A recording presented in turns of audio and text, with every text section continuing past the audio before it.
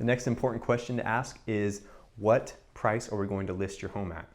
How much money you're going to walk away with in your pocket after the sale of your home? Now, there are a couple things to clear up here, and the first is who actually determines the price of your home. See, it's not me, the realtor, that determines the price, and it's not even the sellers. If it was the sellers, we would have the housing market inflating at a rate even greater than it is right now. But the real determining factor in the price of a home is the market. It's the buyer pool out in the world that is willing to buy your home at a particular price at a certain time. So that is another factor to consider, a second factor, and that is time. See, if we sold your house at 50% under market value, we could sell it instantly. We could also sell your house if we listed it at 50% over market value, but it would take time for the market to see your house at that price range. It would take time for your house to appreciate, all the other houses in the area to appreciate, to get you up to that price range. So there are two factors. The money and the time is a big factor here.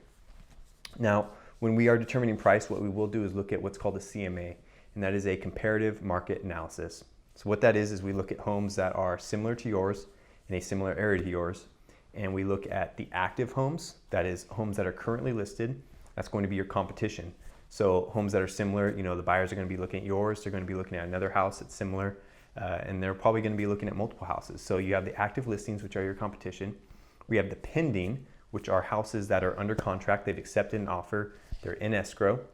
And then we also have the sold houses. So the sold houses will tell us reality.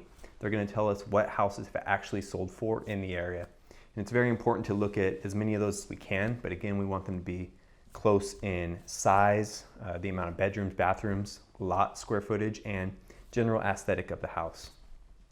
The next thing we're going to do is determine a strategy. So we'll talk about this more in depth when we meet, but there are different pricing strategies depending on what your goals are.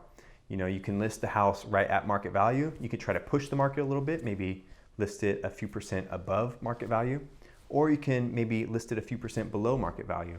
And each of those strategies is going to have different results.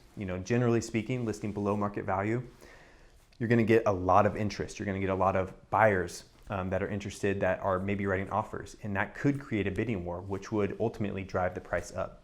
So these are all things we're going to talk about. It is ultimately up to you, but we will talk about them more in depth when we meet in person.